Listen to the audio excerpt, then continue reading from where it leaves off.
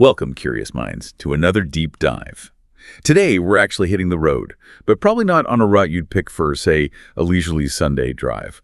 Our journey takes us deep into rural New Jersey, onto two specific stretches of asphalt. These roads are so steeped in, well, unsettling histories and really bizarre phenomena, they've earned this chilling reputation, America's most haunted roads. So we've taken your sources, we're talking local accounts, police reports, documented sightings, everything to try and pull out the truly surprising facts and, the spine-tingling stories that make these routes legendary. Prepare yourself. This is a deep dive where the supernatural tangles with historical tragedy, and the unexplained often seems to lurk just, beyond your headlights. It really is fascinating, isn't it, how certain places seem to just collect these layers of stories. It doesn't always matter if they're rooted in solid fact or if they've blossomed out of folklore over time. These stories, they get woven right into the landscape itself. They transform an ordinary drive into something else entirely. Something else is right. And when we talk about roads that just defy the ordinary, we really have to start with Clinton Road. It's nestled deep in rural New Jersey, and yet frequently gets called the most haunted road in America. Just picture this, a long stretch winding for miles heading north towards Upper Greenwood Lake. It's incredibly desolate. You'll find very few houses, mostly just dense woods, some bridges, and maybe the scariest part for some nowadays, almost no phone signal. I read one local police officer apparently described it perfectly. He said, it's a long, desolate stretch and makes the imagination go nuts. Yeah, and that lack of connectivity, the pure isolation, it's interesting how that seems to amplify the perceived strangeness. When you're cut off from the familiar, from the modern world, your senses definitely heighten. Anything unusual really stands out. It almost demands an explanation, even if that explanation ends up being supernatural. Exactly. And maybe the first stop that grabs everyone's attention is Dead Man's Curve. Okay, so this is one of the bridges over a brook on Clinton Road. And the legend here is very specific. You throw a quarter into the brook below, right at midnight. And the ghost of a boy who supposedly drowned there will return it, right to the middle of the road. But there's a darker twist, a real warning attached to it. If you actually dare to look over the side of the bridge after you throw the quarter, well, the ghost might just push you in too. It's a classic local legend structure, isn't it? Tying a specific action to a really chilling consequence, almost designed to keep people wary. And what's intriguing about that one is how it plays on these really universal fears. The vulnerable child, the danger of water, this idea of a vengeful spirit. You see similar motifs in folklore all over the world, where a seemingly simple act can invite something dangerous from the other side. It's like a ghost story and a warning rolled into one. Absolutely. And as if ghost children weren't enough, Clinton Road's desolation seems to have attracted other, maybe older, darker vibes. Yeah. Just off the road, there's this peculiar conical stone structure. People call it the Druidic Temple.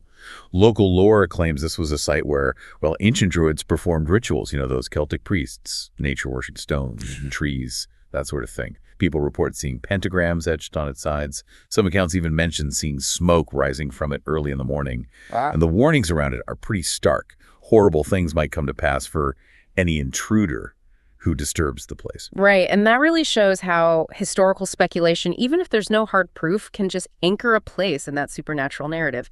The idea of ancient, maybe powerful rituals happening in this secluded spot, you combine that with reports of weird symbols and smoke, it creates this really potent sense of foreboding. It taps into that collective unease, that feeling about places where maybe unseen forces still have some kind of influence. And the unseen here goes way beyond just ancient rituals. Drivers constantly report a whole range of unidentified phenomena. Lots of people claim they've seen hundreds of multicolored lights, maybe UFOs, crossing the sky overhead, then just vanishing, blink and they're gone. Then you've got the phantom vehicles. Phantom vehicles? Yeah, accounts of pickup trucks, sometimes just floating headlights with no vehicle attached. They supposedly appear out of nowhere in the middle of the night. They might chase drivers for a bit and then just disappear as quickly as they showed up. And it's not just lights and vehicles. There are reports of really strange creatures, too. Things like wild dogs, but with glowing red eyes, oversized monkeys, animals making these incredibly bizarre guttural roars in the dark. That's really striking, isn't it? How this one isolated, supposedly haunted place seems to be a magnet for such a wide spectrum of weirdness. You've got the paranormal, like UFOs and ghosts, then cryptids, these unproven creatures like oversized monkeys.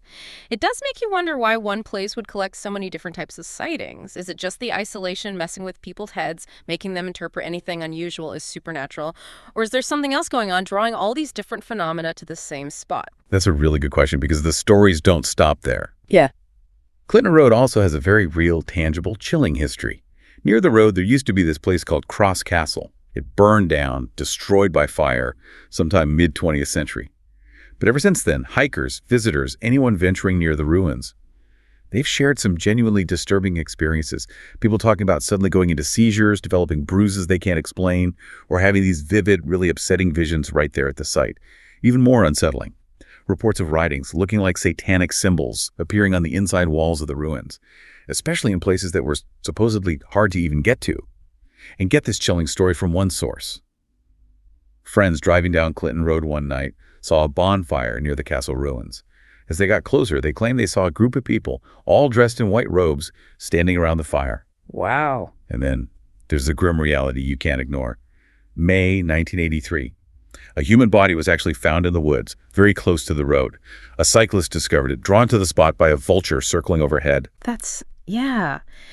It's a stark reminder that sometimes the real-world horrors, the tragedies, they get tangled up with the supernatural stories. It creates an even more unsettling narrative, doesn't it? The history of actual human events, especially violence or mystery, it often seems to amplify that feeling that something dark, something lingering remains. It's almost like the historical trauma itself feeds into that pervasive sense of dread. Definitely. But according to a lot of people who've driven it, maybe the oddest, most disturbing thing about Clinton Road isn't even the ghosts or the castle. It's the staring strangers. Drivers report seeing people dressed weirdly, often at really strange hours, just standing by the side of the road, staring, silently, without speaking. What makes it so unnerving is that these figures apparently either vanish abruptly or maybe even creepier. Other people in the same car don't see them at all. Yeah, leaving the driver feeling completely isolated and, frankly, freaked out. And let's wrap up Clinton Road with this account. It's genuinely chilling. A woman had driven the road many times, thought it was fine, no issues, no sightings. Then one night, boom, flat tire, middle of this 10-mile desolate stretch, stranded. A police officer happens to drive by, stops, helps her change the tire. Standard procedure. As he's finishing up, she asks him, why he's out patrolling such a scary road at night, clearly thinking about all the legends. And his reply, he apparently said, I have to, it's my job. And I'm only out here because I haven't done the scariest thing about Clinton Road. Oof. That's deeply unsettling, especially coming from a police officer, someone you expect to deal with the rational, the mundane. It suggests that even someone whose job is to maintain order and face reality, even they acknowledge some kind of deeper, maybe personal terror connected to that road. It really underlines the psychological weight these long-standing stories can carry. And here's where it gets almost darkly funny, right? Because after all the ghosts, cryptids, satanic symbols, creepy strangers, you'd think the absolute scariest thing about Clinton Road would be some red-eyed monster. But for many people, especially during commute times, the real terror. Clinton Road is apparently home to the longest traffic light wait time in America. No way! Yeah. It's this bizarre, almost absurdly mundane detail dropped right into this place of profound strangeness. It really just highlights how unique and weird this road is. So, from spectral kids to silent watchers, Clinton Road definitely earns its haunted stripes. But if you think that's unsettling, let's take a little detour to a road that wears its ominous nature right on the sign, Shades of Death Road. Also in New Jersey. This one's maybe even more rural, about 7 miles long. And the atmosphere. It just feels heavy. It's quite striking, isn't it? How the name itself just immediately sets a tone of dread. Unlike Clinton Road, which sort of acquired its reputation over time, Shades of Death. I mean, the name seems to directly reflect the grim history tied to it. Names often tell a story, and that one, it speaks volumes before you even turn onto the pavement. It shapes your expectations right away. Yeah, the origin of that name is debated, but unfortunately, all the theories point to pretty grim histories. It's not cheerful. One idea is that the southern part was a bandit's lair.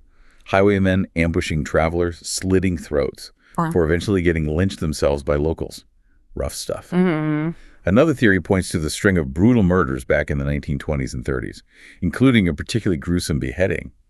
And then, maybe the most historically plausible and chilling in its own way, many believe it was named because of a devastating malaria epidemic in the 1850s. Apparently, malaria-carrying mosquitoes thrived in the wetlands nearby. And because the area was so remote back then, the death toll was tragically, devastatingly high, hence Shades of Death. And what's fascinating there is how, unlike maybe some ghost stories built on vague fears, the name itself seems rooted in actual, verifiable historical tragedies. It brings up that question again. Is it some inherent energy in these places, maybe scarred by all that suffering? Or is it just the power of our imagination fueled by the name?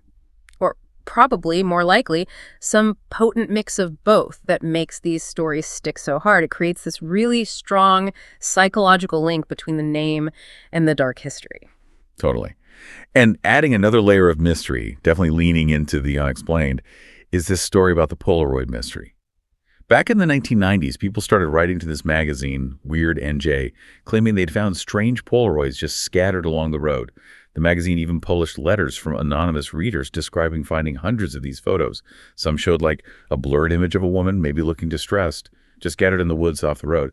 The story goes that local police started looking into it, but then the photos just vanished, mysteriously disappeared shortly after. The whole thing really taps into that unsettling vibe of found footage or mysterious objects, which often fuels modern urban legends, you know. And look, beyond the spooky stuff and the history, Shades of Death Road also presents very real physical dangers. It's not just lore. It's known for having really sharp twists and turns. Sadly, these have led to numerous fatal accidents over the years, and adding to that sense of actual present danger, there are reports of vicious wildcats living in the woods around there, sometimes known to attack travelers on the road itself. So you've got historical danger, present physical danger, and then the supernatural elements layered on top. Exactly. Like Ghost Lake. It runs alongside part of Shades of Death Road, and it's aptly named because people say no matter what time of night you go there, the sky above the lake always looks bright, like twilight. It never gets truly dark. Yeah. And as the name suggests, several ghosts, actual apparitions, have reportedly been seen emerging from the lake water. Nearby, there's also the Fairy Hole. It's a cave. Reports say it was used for religious rites by Native Americans, which leads many to believe there's an ancient Indian burial ground close by. So what does this all mean for you, the listener? It means you've got this incredibly dense layering of hauntings upon hauntings. History, mystery, danger. It all weaves together into this tapestry of fear and the unexplained. That layering is key, I think. From the historical tragedies that gave it the name, to the real physical dangers, and then onto the purely paranormal like Ghost Lake and the Fairy Hole. It really highlights how a place can become this sort of magnet for all kinds of unsettling stories. It's not just one type of haunting, is it? It's this cumulative effect that just builds and builds, feeding the road's reputation. It's a really compelling example of how folklore can evolve and deepen. So these two roads, Clinton Road and Shades of Death Road, together they present this collective, chilling narrative. Now, it's true you'll find some locals, especially folks who live nearby, who'll tell you, nah, they're just roads, perfectly normal rural route. Sure, the everyday perspective. Right. But that really contrasts sharply with the just, overwhelming number of strange reports, these deeply unsettling stories that have piled up over decades. Have you, listening right now, ever driven down a road where the atmosphere itself just felt off, wrong somehow? These roads, whether you believe the specific tales or not, they definitely offer a chilling case study in how places can accumulate stories, fear, and unexplained phenomena that just seem to defy simple explanation. They remind us that sometimes the landscape itself seems to hold secrets. Indeed. And it circles back to that fundamental question, doesn't it? Is it some inherent energy of these places, maybe some residual effect from past events? Or is it the sheer power of human imagination and the stories we tell each other? Or, perhaps most likely, is it that potent, unsettling combination of both that makes these narratives so powerful and so persistent? It really speaks to the enduring power of the unknown and how drawn we are to it. Well, thank you for joining us on this unsettling deep dive into New Jersey's most haunted roads. We hope you enjoyed this trip into the eerie and the unexplained, even if it gave you a few chills. We always encourage you to keep exploring the world around you, even its darker corners, because sometimes the most interesting insights are found where you least expect them. Absolutely. Remember, there's always more to learn, even maybe especially from the shadows